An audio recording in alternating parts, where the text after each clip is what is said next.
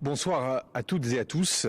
Je voulais prendre quelques instants pour vous rendre compte de l'action du gouvernement de ces dernières semaines. Depuis le mois de septembre, nous avons suivi une ligne simple et constante, repousser le désordre. Car il n'y a pas de progrès social dans le désordre, qu'il n'y a pas de croissance économique dans le désordre, car il n'y a pas de rayonnement de la France à l'étranger dans le désordre. Gouverner dans ce contexte politique difficile que nous connaissons impose de tenir cette ligne sans céder ni à la facilité des postures, ni à la tentation du commentaire permanent. J'ai fait le choix avec les ministres de négocier et de rechercher des compromis utiles au pays. Le compromis n'est ni un renoncement, ni une confusion. La Ve République s'est d'ailleurs construite dans le dialogue entre le gouvernement et le Parlement, de Michel Debré à Michel Rocard, en passant par Jacques Chirac. Mes prédécesseurs ont montré qu'il était possible de parvenir à des compromis parlementaires sans disposer d'une majorité absolue. Ils ont tous montré que la clarté n'excluait jamais le compromis dès lors que le cap était tenu. Ce travail ne peut être crédible qu'à une condition, rester à distance des calculs partisans. Le gouvernement n'est pas là pour préparer une élection, mais pour faire avancer le pays dès maintenant. C'est un travail exigeant, parfois ingrat, mais nécessaire. C'est ainsi que le budget de la sécurité sociale a été définitivement adopté par le Parlement sans recours à l'article 49, alinéa 3 de notre Constitution. C'est une première depuis 2022. Le déficit est réduit grâce à des mesures d'économie encore plus importantes que dans les 2 dernières lois de financement de la sécurité sociale. L'essentiel a été sauf, notre modèle social est protégé, l'accès aux soins est garanti. Pour autant, et on le sait, ce texte n'épuise pas la question de la réduction des déficits qui sont encore trop élevés. D'autres décisions seront nécessaires. Mais le texte voté constitue une base solide et responsable, quoi qu'en disent certains. Concernant le projet de loi de finances, la situation est différente.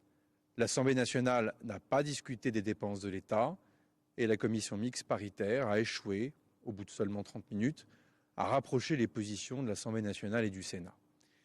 Prendre le temps de bâtir un bon budget dans une démocratie comme la France n'est pas une faiblesse. En attendant, une loi spéciale est en cours de discussion au Parlement.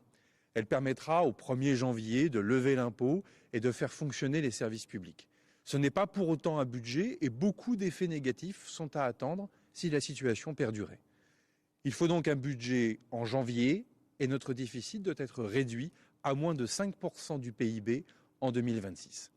Je reste persuadé que cela est possible si les calculs politiques sont mis de côté. Le Parlement prendra ses responsabilités, le gouvernement aussi. Avec les différents ministres, nous allons tenter de faire converger, y compris pendant les fêtes, tous les groupes politiques afin de définir les grandes thématiques qui nous permettront de trouver une solution. Je vois 5 grandes familles de sujets sur lesquels nous devons parvenir à un accord. En premier lieu, évidemment, l'agriculture. Car l'ensemble des dispositifs d'aide au secteur agricole et viticole sont dans le budget et nous ne pouvons pas faire défaut à ces hommes et à ces femmes qui travaillent dur et font la fierté de notre pays. Ensuite, alors que les Français éliront leur maire en mars prochain, il nous faut aboutir sur le financement de nos collectivités locales. Elles participent à l'activité économique de nos territoires, à l'accompagnement de nos concitoyens et sont une force essentielle pour la transition écologique à travers des dispositifs comme le Fonds vert. À l'heure où je vous parle, le consensus n'est pas au rendez-vous. Ce budget doit aussi permettre d'améliorer l'offre de logements dans le pays. La situation actuelle n'est pas satisfaisante. C'est pourquoi nous devons converger vers des solutions dès 2026, avec notamment la mise en place du statut du bailleur privé. Je pense aussi à l'ensemble des dispositifs pour nos concitoyens d'outre-mer, et en particulier au plan de refondation économique pour la Nouvelle-Calédonie. Enfin, ce budget pour 2026 doit nous permettre de continuer à préparer l'avenir de notre pays. Cela passe par les investissements dans la recherche, dans les universités et dans la formation pour les jeunes. Ces 5 grands thèmes doivent nous permettre de nous rassembler. Et je veux être très clair, nous devons y arriver. Je veux maintenant m'adresser plus particulièrement à ceux parmi les Français qui, en cette période, expriment une grande inquiétude. Au monde de l'entreprise et aux travailleurs d'abord. Grâce à vous, aujourd'hui, notre croissance tient.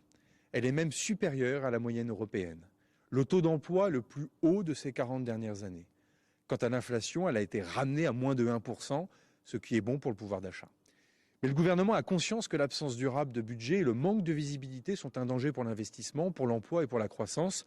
Elle se construit par des décisions cohérentes et durables. Elle nécessite donc de la stabilité politique et des choix en matière de fiscalité.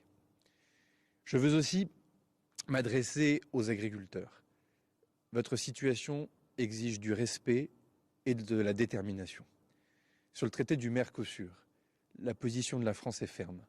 Aucun accord ne sera accepté s'il fragilise nos filières ou impose une concurrence déloyale. Le texte a évolué, mais le compte n'y est toujours pas. Par ailleurs, sur la politique agricole commune, la France mène une négociation offensive pour garantir le revenu des agriculteurs et notre souveraineté alimentaire. Les semaines à venir seront absolument décisives. Enfin, face à l'épizootie qui menace le cheptel bovin français, l'État, avec l'aide des vétérinaires, des éleveurs, a vacciné plus du tiers des 750 000 bovins des 10 départements du Sud-Ouest en moins d'une semaine. J'ai demandé à la ministre de l'Agriculture de travailler avec la communauté scientifique pour mettre au point un test fiable pour détecter la maladie. Je recevrai de nouveau les organisations professionnelles agricoles dès le 5 janvier. Budget, économie, agriculture. Au-delà de ces 3 sujets, je veux aussi vous présenter les priorités du gouvernement pour la rentrée. Plusieurs textes seront présentés au Conseil des ministres, d'autres seront débattus au Parlement. Nous agirons pour améliorer le fonctionnement de nos services publics par le projet de décentralisation et la réforme de l'État qui seront présentés dans les toutes prochaines semaines. Nous agirons pour votre sécurité en actualisant la loi de programmation militaire pour accélérer le réarmement de notre pays, en renforçant les polices municipales pour mieux lutter contre les incivilités du quotidien et en mobilisant tous les services de l'État contre le narcotrafic. Nous agirons aussi pour la vie quotidienne des Français, en poursuivant le déploiement des maisons France Santé pour lutter contre les déserts médicaux, en adoptant une stratégie énergétique claire et souveraine, en défendant notre autonomie et nos engagements climatiques, en particulier dans nos outre-mer, en créant l'allocation sociale unique pour faciliter l'accès aux droits, pour lutter contre la fraude et garantir que les revenus du travail soient toujours plus importants que ceux de la solidarité. En cette veille de Noël, je veux vous dire une chose simple. Notre pays connaît des difficultés, mais il connaît aussi des succès dans les secteurs économiques, environnementaux, scientifiques, industriels et culturels, à l'intérieur du pays comme à l'international, et nous devons les amplifier. Tout ne se réduit pas aux discussions budgétaires, même si elles sont très importantes. Le cap est clair, nous n'avons pas le droit de nous résigner à l'impuissance, nous irons au bout avec sérieux, patience et détermination. Je vous souhaite à toutes et à tous de belles fêtes de Noël, avec une pensée particulière pour celles et ceux qui les passeront seuls, et aussi pour celles et ceux qui travaillent, dont les agents du service public pendant les fêtes. Joyeux Noël et bonne fin d'année.